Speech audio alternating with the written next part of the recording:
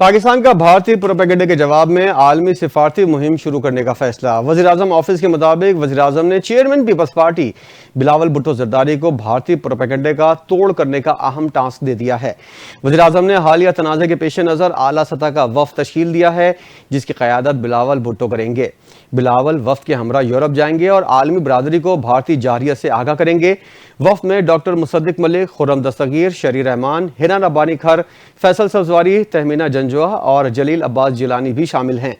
بلاول بھٹو کی قیادت میں وفد لندن، واشنگٹن، پیرس اور برسلز جائے گا۔ وفد خطے میں بھارت کے پروپیگنڈے اور خطے کے امن کو تباہ کرنے کی کوششوں کو بے نقاب کرے گا۔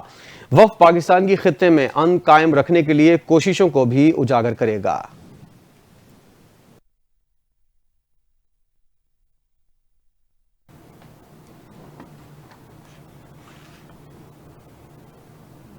عطا تارڑ نے کہا ہے کہ نواز شریف کے دور میں 6 ایٹمی دھماکے کیے گئے اور اب میاں شہباز شریف کی وزارت عظمیٰ میں دشمن کے جو جہاز گرائے گئے ہیں ان کی تعداد بھی 6 ہے۔ بڑی فوج بحریہ اور فضائیہ نے جو کردار ادا کیا وہ ہمیشہ یاد رکھا جائے گا۔ لاہور میں اظہار تشکر کی ریلی سے خطاب کرتے ہوئے وزیر اطلاعات نے کہا کہ شہباز شریف نے بطور وزیر اعظم جنگ کے دوران دن رات نگرانی کرتے رہے۔ وفاقی وزیر نے کہا کہ ہمارے نوجوانوں نے سوشل میڈیا پر پاکستان کا جس طریقے سے مقدمہ پیش کیا اور جس طرح دشمن سے جنگ لڑی، اس کے جھوٹے پروپیگنڈے کا منہ توڑ جواب دیا، اسے بھی خراج تحسین پیش کرنے کا دن ہے۔ انہوں نے کہا کہ ہم امن پسند لوگ ہیں مگر دشمن نے ہماری اس خواہش کو کمزوری سمجھا جس کا اسے بھرپور جواب مل چکا ہے۔ اب کشمیر پر بات ہوگی، شہباز شریف کی قیادت میں معاشی ترقی پر بات ہوگی اور اڑان پاکستان کی بھی بات ہوگی۔ آپریشن بنیان المرصوص میں پاک بحریہ کے کردار کو خراج تحسین پیش کرنے کے لیے وزیر اعظم شہباز شریف کل کراچی کا دورہ کریں گے۔ ذرائع کے مطابق وزیر اعظم پاک بحریہ کے جوانوں اور افسران سے ملاقات کریں گے۔ پاک بحریہ کے سربراہ ایڈمرل نوید اشرف وزیر اعظم کا استقبال کریں گے۔ ذرائع نے بتایا کہ آپریشن بنیان المرصوص کے دوران بھارتی بحریہ کے جارحانہ عزائم ناکام بنانے پر پاک بحریہ کو وزیر اعظم خراج تحسین پیش کریں گے۔ اس موقع پر بحریہ کے شہباز شریف کراچی میں قیام کے دوران گورنر اور وزیر اعلیٰ سے بھی ملاقات کریں گے۔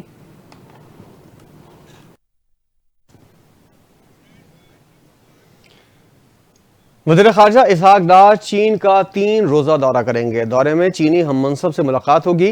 ترجمان دفتر خارجہ کے مطابق وزیر خارجہ اسحاق ڈار 19 تا 21 مئی چین کا 3 روزہ دورہ کریں گے۔ اس دورے میں دونوں وزراء خارجہ کے درمیان اہم ملاقات ہوگی جس میں جنوبی ایشیا کی علاقائی صورتحال پر تبادلہ خیال ہوگا۔ دونوں رہنماؤں کے درمیان باہمی دلچسپی کی علاقائی اور عالمی پیش رفت پر تبادلہ خیال ہوگا۔ پاکستان اور چین کے 2 طرفہ تعلقات کا جائزہ لیا جائے گا۔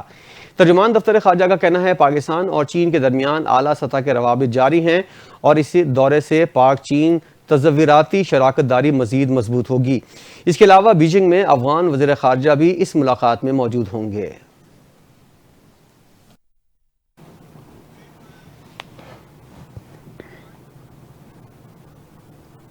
آگے بڑھتے ہوئے آپ کو بتائیں کہ گورنر سندھ کامران ٹیسوری نے آپریشن بنیان المرصوص کے دوران زخمی ہونے والے پاک فضائیہ کے جوان کو CMH حیدرآباد میں خراج تحسین پیش کیا۔ گورنر سندھ نے زخمی جوان کی عیادت کی اور ان کی بہادری، قربانی اور حب الوطنی کو سراہا۔ اس موقع پر GOC حیدرآباد گیریشن میجر جنرل یحییٰ عثمان بھی ان کے ہمراہ موجود تھے۔ گورنر سندھ نے کہا کہ مارکہ حق کے دوران پاک افواج نے جس جرأت اور حکمت عملی کا مظاہرہ کیا وہ دنیا بھر کے لیے مثال ہے۔ گورنر سندھ نے زخمی جوان کو پھولوں کا گلدستہ اور شیلڈ پیش کی اور ان کے بلند حوصلے کو خراج تحسین پیش کیا۔ انہوں نے کہا کہ ہمارے شہداء اور غازی قوم کے حقیقی محسن ہیں جن کی بدولت ہم آج ایک خود مختار، محفوظ اور مضبوط قوم کی حیثیت سے زندہ ہیں۔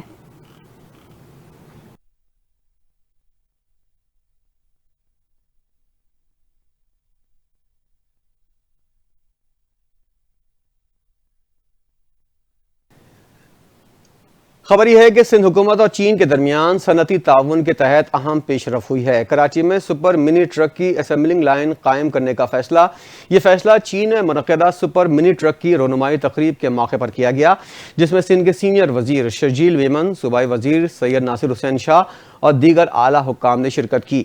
شرجیل میمن نے تقریر سے خطاب کرتے ہوئے کہا کہ سپر منی ٹرک منصوبہ پاک چین صنعتی اشتراک اور تکنیکی تعاون کی شاندار مثال ہے جو دونوں ممالک کے لیے ترقی اور خوشحالی کے نئے دروازے کھولے گا۔ چینی کمپنی چیری ہولڈنگ اور پیڈی ٹیکنالوجی کمپنی لمیٹڈ کے اشتراک سے تیار کردہ سپر منی ٹرک ایک انقلابی ایجاد ہے۔ شرجیل میمن نے بتایا کہ اسمبلنگ پلانٹ کے قیام سے کراچی کو گاڑی سازی کے میدان میں ایک اعلیٰ علاقائی مرکز بنانے کی راہ ہموار ہوگی۔ اس منصوبے سے نہ صرف مقامی پرزہ سازی کے فروغ ملے گا بلکہ روزگار کے نئے مواقع پیدا ہوں گے، ساتھ ہی ساتھ ٹیکنالوجی کی منتقلی اور مقامی افرادی قوت کی تربیت کا عمل بھی تیز ہوگا۔ انہوں نے کہا کہ سندھ حکومت اس منصوبے کے لیے مکمل تعاون فراہم کرے گی، جس میں ضوابطی معاونت، بنیادی ڈھانچے کی تیاری اور مقامی افرادی قوت کی تربیت شامل ہے۔ منصوبے کے تحت صوبہ سندھ میں الیکٹرک گاڑیوں کے لیے چارجنگ اسٹیشنز بھی قائم کیے جائیں گے تاکہ ماحول دوست ٹرانسپورٹ کو فروغ دیا جا سکے۔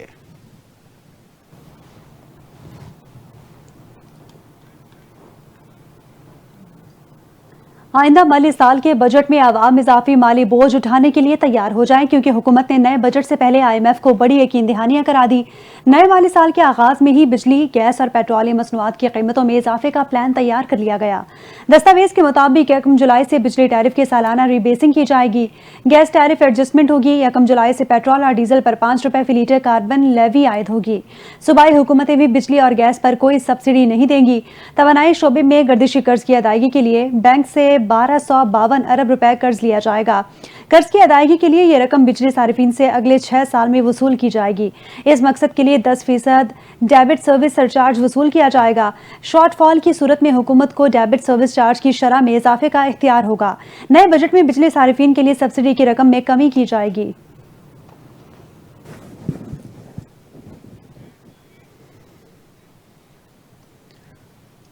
آئندہ مالی سال کے لیے وفاقی بجٹ 17,500 ارب روپے سے 18,000 ارب روپے تک رہنے کا تخمینہ لگایا گیا ہے۔ ذرائع کے مطابق FBR آئندہ مالی سال کے دوران 14,300 ارب روپے کے محاصل حاصل کرے گا۔ 6,470 ارب روپے ڈائریکٹ ٹیکس کی مد میں جمع کیے جائیں گے۔ فیڈرل ایکسائز ڈیوٹی کی مد میں 11,1153 ارب روپے اور سیلز ٹیکس کا ہدف 4,933 ارب روپے مقرر ہے۔ کسٹم ڈیوٹی کی مد میں 1,741 ارب روپے، پیٹرولیم لیوی کا ہدف 1,311 ارب روپے مقرر کیا گیا ہے۔ دستاویزات کے مطابق نان ٹیکس آمدن 2,584 ارب روپے، صوبے 1,220 ارب کا سرپلس دیں گے۔ آئندہ سال قرضوں پر سود ادائیگی کے لیے 6,800 ارب 85 روپے کا خرچ کیا جائے گا۔ آئندہ مالی سال کے دوران دفاع پر 2,414 ارب روپے خرچ کیے جائیں گے، جبکہ ترقیاتی منصوبوں پر وفاق 1,065 ارب روپے خرچ کرے گی۔ آئندہ مالی سال 6,588 ارب روپے کا قرض حاصل کرنے کا تخمینہ لگایا گیا ہے۔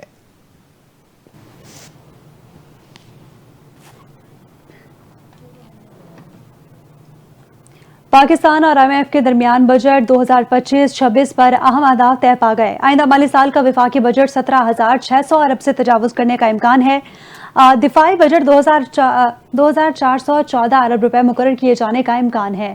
دستاویز کے مطابق FPR کو 14,307 ارب محصولات کا ہدف دیا جائے گا۔ ڈائریکٹ ٹیکس کی مد میں 6,470 ارب روپے اکٹھے کیے جائیں گے۔ آئندہ بجٹ میں نان ٹیکس آمدن کا تخمینہ 2,500 ارب سے زائد لگایا گیا ہے۔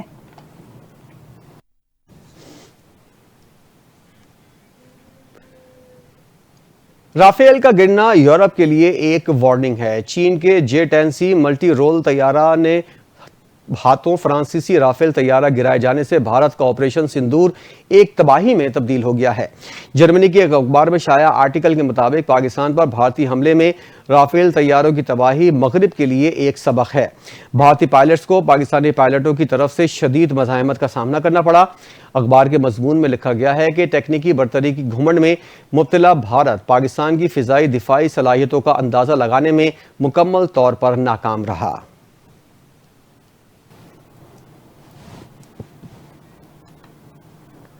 وزیر اعلیٰ پنجاب مریم نواز سے ترکیہ کے سفیر عرفان نذیر اوغلو کی ملاقات ہوئی۔ وزیر اعلیٰ پنجاب مریم نواز شریف نے ترکیہ کے سفیر کا پرتپاک خیر مقدم کیا۔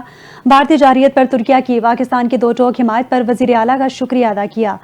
ملاقات میں پنجاب اور پاکستان اور ترکی کے درمیان دو طرفہ تعلقات، تجارتی تعاون، علاقائی امن اور ثقافتی روابط پر تبادلہ خیال ہوا۔ وزیر اعلیٰ پنجاب مریم نواز نے کہا کہ پاکستان ترکیہ کی بھارتی جارحیت پر سفارتی، اخلاقی اور اسٹریٹجک سطح پر غیر متزلزل یکجہتی پر سپاس گزار ہے اور سب پاکستانی ترکیہ کے بہن بھائیوں کے لیے دلی محبت اور عقیدت رکھتے ہیں۔ ترکیہ کی بھارتی جارحیت پر حالیہ غیر مشروط حمایت پاکستانی قوم ہمیشہ یاد رکھے گی۔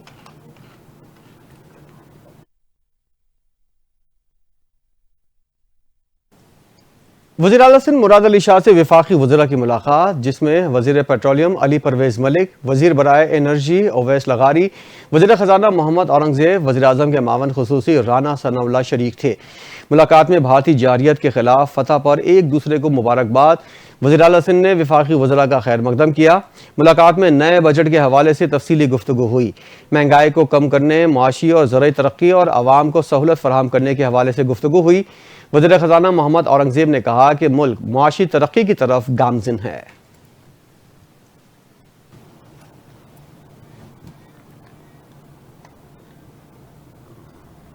انسداد دہشت گردی عدالت نے 24 مئی کو جناح ہاؤس پر ہونے والے حملے میں ملوث ملزمان پر فرد جرم عائد کرنے کی تاریخ مقرر کر دی۔ انسداد دہشت گردی عدالت کے جج نے کوٹ لکھپت جیل میں مقدمے پر سماعت کی۔ عدالت نے 268 ملزمان کو فرد جرم کی نقول تقسیم کی۔ عدالت نے 24 مئی کو جناح ہاؤس حملے کے ملزمان پر فرد جرم عائد کرنے کی تاریخ مقرر کر دی۔ سماعت میں ڈاکٹر یاسمین راشد سمیت دیگر زیر حراست ملزمان کی حاضری مکمل کی گئی۔ اس کے علاوہ عالیہ حمزہ اور خدیجہ شاہ سمیت دیگر ملزمان جیل ٹرائل میں پیش ہوئے۔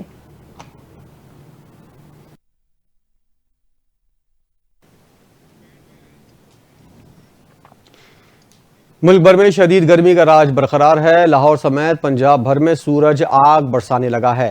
پی ڈی ایم اے کا ہیٹ ویو الرٹ جاری کر دیا گیا۔ محکمہ موسمیات کے مطابق آج اور کل ملک کے بیشتر علاقوں میں درجہ حرارت میں نمایاں اضافہ متوقع ہے۔ 20 مئی تک درجہ حرارت معمول سے 4 سے 7 ڈگری سینٹی گریڈ زیادہ رہے گا۔ لاہور میں 42، اسلام آباد اور پشاور میں آج زیادہ سے زیادہ 41 ڈگری سینٹی گریڈ ریکارڈ کیا گیا۔ کراچی میں 36 ڈگری ریکارڈ کیا گیا۔ کراچی میں 40 ڈگری جیسی گرمی کی شدت محسوس ہوئی۔ محکمہ موسمیات نے آج شام اور رات میں گلگت، بالائی پختونخوا، کشمیر اور ملخہ پہاڑی علاقوں میں بارش کی پیشگوئی کی ہے۔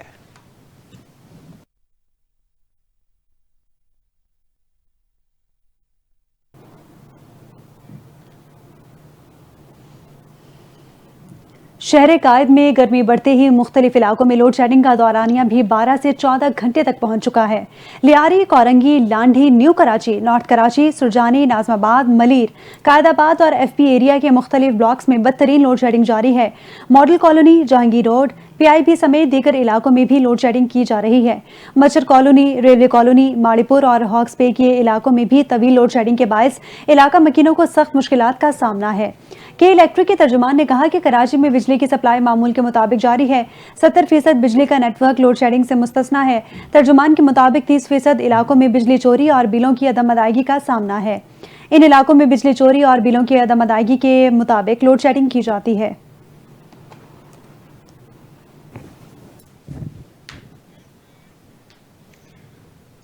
معروف اداکارہ نیلم منیر بھی بھارتی جارحیت پر بول پڑی۔ نیلم منیر نے بھارتی حکمران جماعت بھارتیہ جنتا پارٹی کا اصل چہرہ دنیا کے سامنے بے نقاب کر دیا۔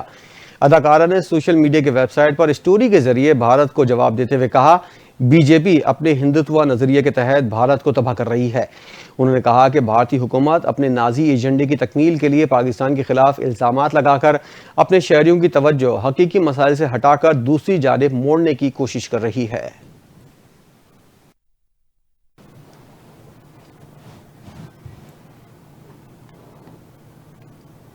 قومی کرکٹرز کے سینٹرل کانٹریکٹس 2025-26 کے حوالے سے ابتدائی مشاورت جاری ہے۔ 3 سالہ فائنینشل سٹرکچر کا یہ آخری سال ہوگا۔ سینٹرل کانٹریکٹس میں بڑے پیمانے پر تبدیلی کا امکان نہیں۔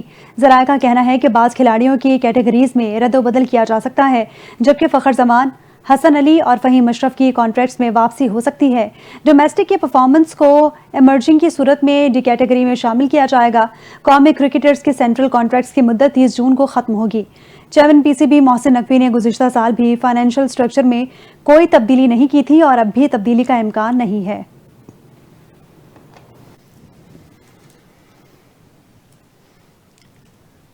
اسلام آباد اور راولپنڈی کے مختلف علاقوں میں گرج چمک کے ساتھ بارش، موسم خوشگوار ہو گیا، تاہم نشیبی علاقوں میں پانی جمع ہونے سے شہریوں کو مشکلات کا سامنا ہے۔ اٹک میں موسلادھار بارش ہوئی جہاں بادل خوب جم کر برسے۔ دوسری جانب پشاور میں تیز ہوا اور طوفانی بارش نے تباہی مچا دی۔ افغان کالونی، اسد انور کالونی اور رانو گھڑی کے علاقوں میں متعدد علاقوں کی چھتیں اور دیواریں گر گئیں۔ ریسکیو کے مطابق مختلف حادثات میں 5 افراد زخمی ہوئے جنہیں فوری طور پر اسپتال منتقل کیا گیا۔ ریسکیو کے مطابق زخمی افراد کو ابتدائی طبی امداد کے بعد قریبی اسپتال منتقل کیا، جبکہ گرنے والی دیواروں اور چھتوں کے ملبے کو ہٹانے کا کام جاری ہے۔ محکمہ موسمیات کے مطابق آئندہ چند روز میں پختونخوا، بالائی پنجاب اور اسلام آباد میں مزید بارشوں کا امکان ہے۔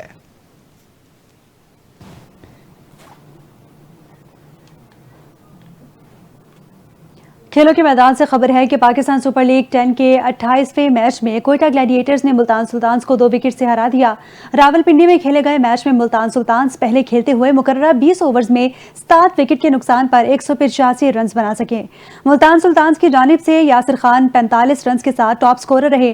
طیب طاہر نے 36 اور جہانزیب سلطان نے 25 رن سکور کیے۔ کوئٹہ گلیڈیٹرز کی جانب سے عثمان طارق نے 3 وکٹیں حاصل کی۔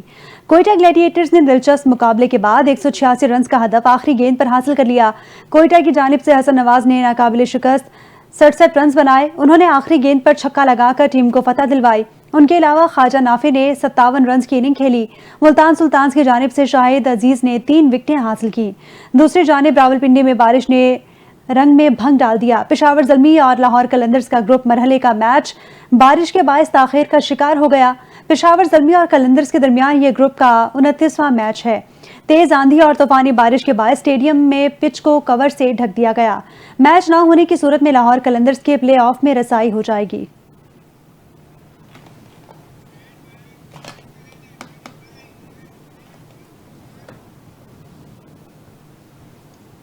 اسی کے ساتھ ہی نیوز بلیٹن سے فی الوقت اتنا ہی۔ مزید خبروں اور اپڈیٹس کے لیے آپ دیکھتے رہیے NTN نیوز۔